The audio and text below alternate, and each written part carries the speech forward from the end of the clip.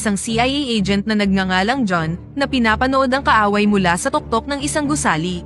Sa oras na yun, hindi nag-iisa si John dahil tinutulungan siya ng isa pang agent na nagngangalang Ben na papalapit upang tingnan ang kalaban.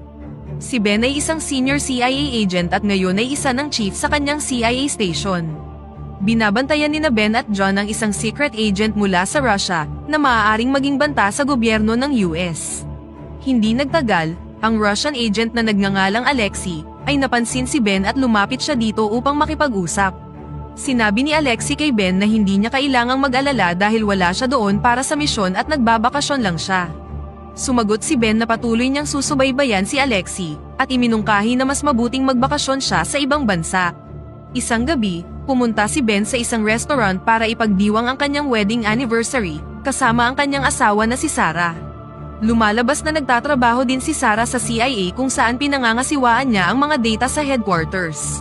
Mahal na mahal ni Ben si Sarah at meron silang anak na nagtatrabaho sa ibang lungsod. Ilang sandali pa, nagpaalam si Sarah na pupunta siya sa restroom, ngunit habang naglalakad siya papunta doon, isang malaking pagsabog ang nangyari sa restaurant. Makalipas ang 6 na buwan, nagdadalamhati pa rin si Ben sa pagkawala ni Sarah na namatay sa pagsabog sa restaurant. Determinado siyang alamin kung sino ang may pananagutan at ipinagpatuloy ang pag-imbestiga sa pambobomba. Kinabukasan, binisita ni Ben ang puntod ni Sarah. Doon, ipinagdasal niya ang asawa at nangakong hahanapin ang mga taong naging sanhi ng pagsabog. Nang dumating ang hapon, nakipagpulong si Ben sa mga matataas na opisyal ng CIA at napag-usapan nila ang tungkol sa pagkamatay ni Sarah. Ang mga opisyal ay nagpaplano ng isara ang kaso, at inisip na ang pagsabog ay sanhi lang ng pagtagas ng gas sa halip na isang pambobomba. Dahil sa galit, lumabas si Ben sa meeting at nakasalubong ang direktor ng CIA na nag-alay ng kanyang pakikiramay. Sinubukan ng direktor na aliwin si Ben at hiniling sa kanyang mag-move on na sa pagkamatay ni Sarah. Nang gabing yun, nakita ni Ben sa kanyang laptop na sarado na ang kaso tungkol sa pagsabog sa restaurant. Nagpa siya ang CIA at iba pang mga opisyal na isa lang itong aksidente na sanhi ng pagtagas ng gas, hindi isang bomba. Gayunpaman, naniniwala si Ben na sadyang pinatay si Sarah, kaya nagpa siya siyang lutasin ang kaso ng mag-isa.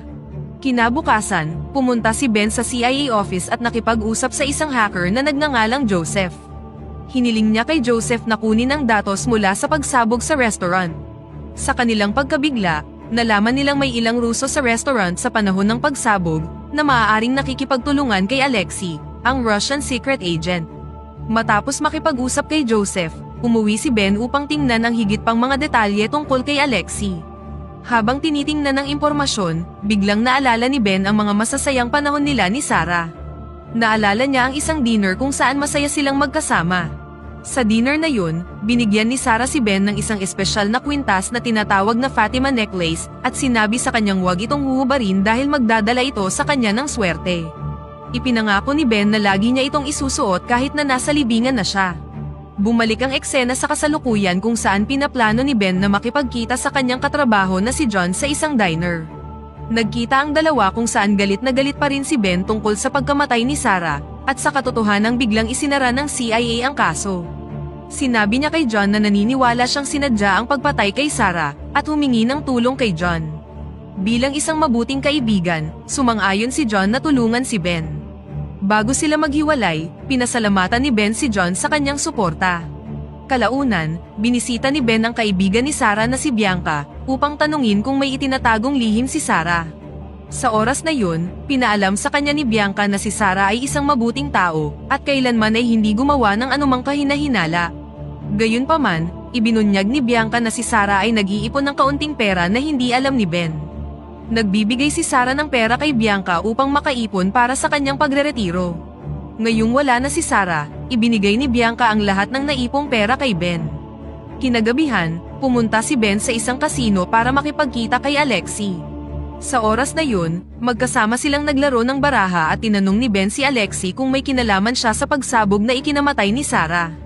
Nang marinig ito, nainsulto si Alexei at inutusan ang kanyang mga tauhan na atakihin si Ben, na humantong sa isang away. Sa sandaling yun, nakalalamang sa bilang ang mga kalaban ni Ben at hindi nagtagal ay na-corner nila siya. Samantala, ang anak ni Ben na si Nick, ay nasa bahay kasama ang kanyang kasintahan. Nang lumabas ang babae para bumili ng pagkain, ilang CIA agent ang nagpakita sa kanyang pintuan. Sinabi nila kay Nick na kailangan niyang sumama sa kanila para sa kanyang kaligtasan, at sinabi na ang kanyang ama na si Ben ang nagpadala sa kanila. Noong una, ayaw iwan ni Nick ang kanyang kasintahan, ngunit kalaunan ay pumayag din siyang sumama sa mga agent pagkatapos nilang igiit na kailangan ito.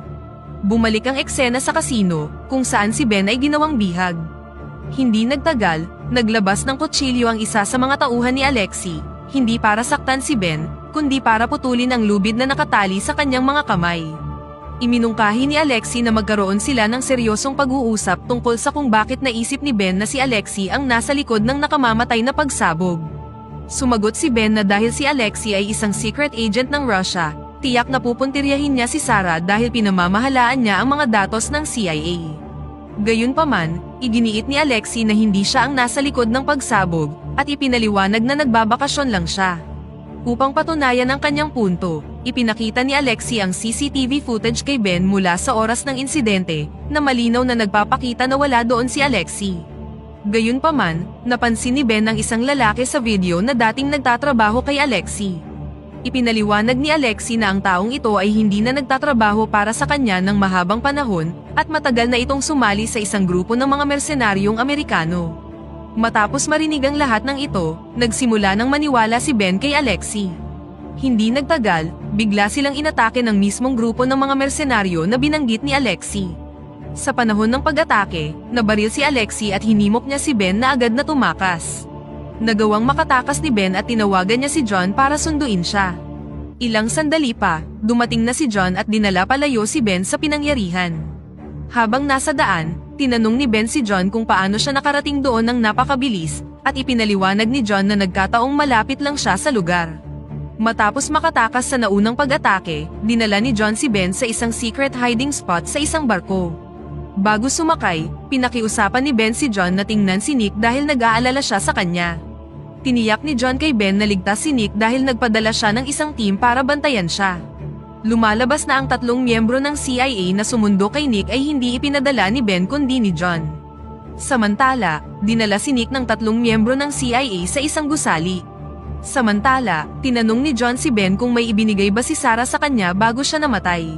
Sumagot si Ben na wala siyang natatanggap na kahit na ano mula sa asawa at kung meron man, tiyak na pribado ito at wala na ditong pakialam si John. Pagkatapos nito, dinala ni John si Ben sa isang silid sa barko upang pag-usapan ng isang mahalagang bagay.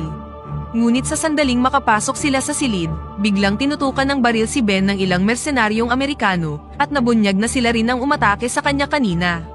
Lumalabas na ang mga mersenaryong Amerikano ay aktwal na nagtatrabaho sa ilalim ng mga utos ni John, na nagpapakitang si John ay isang traidor.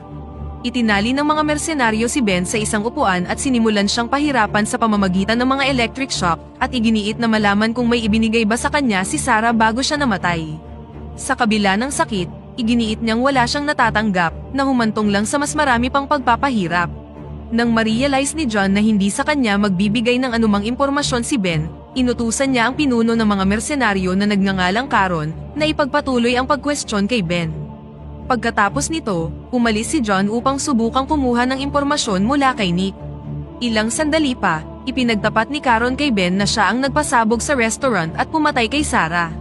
Pinaalam niyang ginawa lang nila ito dahil ilang makapangyarihang tao sa CIA ang nag-utos sa kanila. Nang marinig ito, nagulat si Ben at hindi niya maintindihan kung bakit may gustong pumatay kay Sarah. Bago pa makapagpaliwanag si Caron, may biglang pumasok sa silid para iligtas si Ben. Ang rescuer ay isang babae na nagngangalang Christina, na tinanggal ang kanyang maskara upang ipakita ang kanyang pagkakakilanlan. Gustong malaman ni Ben kung sino talaga si Christina, ngunit sinabi niyang pag-usapan na lang nila ito mamaya dahil kailangan na nilang tumakas. Mabilis silang nagtungo sa harapang silid, habang nakikipaglaban at nakikipagbarilan sa mga tauhan ni John. Sa kalagitnaan ng labanan, muling nagpakita si Caron at pinilit si Ben na harapin siya. Pagkatapos ng matinding bakbakan, nagawang talunin ni Ben si Caron at itinulak siya sa dagat. Pagkatapos nito, mabilis na tumakas sina Ben at Christina gamit ang isang maliit na bangka sa malapit. Nang makarating sa pantalan, ibinunyag ni Christina na isa siyang malapit na kaibigan ni Sarah. Habang nasa daan, tinanong niya si Ben kung binigyan siya ni Sarah ng kwintas na tinatawag na Fatima. Kinumpirma naman ito ni Ben at ipinakita sa kanya ang kwintas. Ipinaliwanag ni Christina na ang kwintas ay talagang isang susi sa lihim na silid na meron si Sarah. Sa silid na yun, itinatago ni Sarah ang isang laptop na puno ng mga napakasensitibong impormasyon tungkol sa napakalaking katiwalian ng CIA Director. Nang maunawaan ang lahat ng ito, na-realize ni Ben kung bakit pinapatay si Sarah at kung bakit nila hinuli si Nick. Ang lahat ng ito ay bahagi ng plano ng CIA Director para makuha ang kwintas at ma-access ang sikretong silid. Pagdating nila sa entrance ng secret room ni Sarah, ginamit ni Ben ang kwintas para mabuksan ito at pagkatapos ay pumasok na sa loob. Sa loob, binuksan niya ang laptop ni Sarah na naglalaman ng lahat ng mga ebidensya ng katiwalian ng direktor, kasama na ang nakakagulat na halaga ng perang sangkot dito.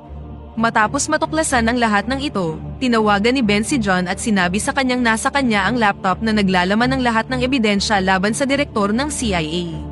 Nagbanta si John na sasaktan ng anak ni Ben kung ilalabas niya ang impormasyon. Inayos nila ang trade ng laptop para sa kaligtasan ni Nick at ipinadala ni John ang meeting location. Matapos ibaba ang tawag, binalaan ni Christina si Ben na huwag ibigay ang laptop dahil naniniwala siyang tatraydorin pa rin sila ni John. Ngunit walang plano si Ben na ibigay lang ng ganoon kadali ang laptop, dahil gagawin niya ito para kumprontahin si John, at pumayag si Christina na tulungan si Ben sa kanyang plano. Bago sila umalis, tinawagan ni Ben si Joseph at pinadala sa kanya ang link ng lahat ng ebidensya ng katiwalian. Sinabi niya kay Joseph na ilabas ang impormasyon sa publiko kapag hindi na siya nakabalik ng buhay. Kalaunan, nagtungo na sina Ben at Christina sa tagpuan.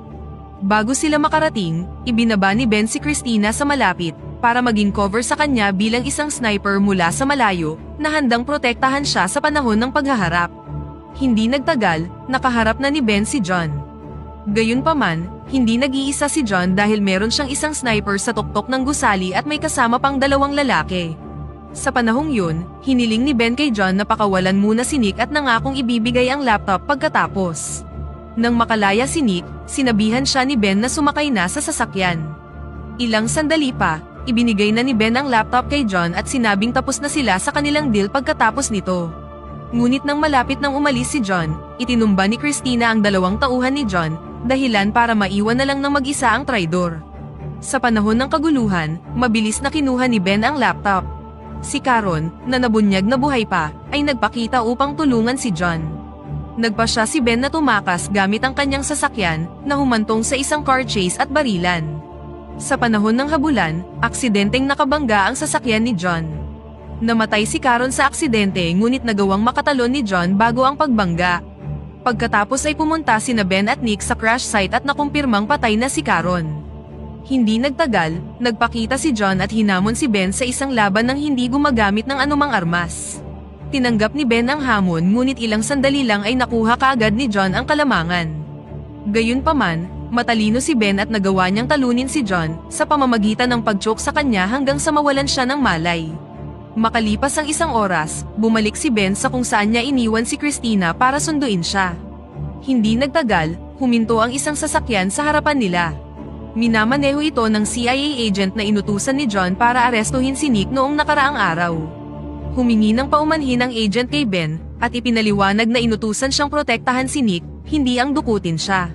Nang ma-realize na sumusunod lang sa utos ang agent, kaagad siyang pinatawad ni Ben. Pagkatapos nito, inutos ni Ben sa agent na dalhin si John sa police station upang harapin ang mga kaso para sa kanyang mga aksyon. Nang gabing yun, tinawagan ni Ben ang isang tao at hiniling sa kanyang ilantad ang lahat ng ebidensya ng katiwalian ng CIA Director sa isang pulong kasama ang mga international officials. Hindi ito maaaring gawin ni Ben dahil opisyal pa rin siyang chief ng CIA station. Kinabukasan, nasa isang pulong ang CIA Director kasama ang iba pang matataas na opisyal ng gobyerno. Ilang sandali pa, ang telepono ng bawat opisyal na nasa meeting, pati na rin ang monitor screen sa silid, ay nakatanggap ng isang notification na ipinapakita ang lahat ng patunay ng katiwalian ng direktor. Kasabay nito, nagpakita si Alexei na nabunyag na nakaligtas sa kaninang pag-atake ng mga mersenaryong Amerikano. Lumalabas na si Alexei ang taong tinawagan ni Ben noong nakaraang gabi at ipinakita niya ang lahat ng ebidensya ng katiwalian ng direktor sa meeting. Nagplay din siya ng isang voice recording ng direktor na naguutos kay John na dispatchahin ang mag-amang sina Ben at Nick.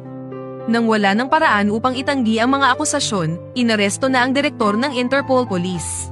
Nang sumunod na araw, tuwang-tuwa si Ben nang makita niya ang balita ng pag-aresto sa direktor ng CIA at iba pang sangkot sa katiwalian. Ngayong nahuli na ang lahat ng mga salarin sa likod ng pagkamatay ni Sarah, sa wakas ay maaari nang mabuhay ng mapayapa si Ben, at dito na nagtatapos ang pelikula.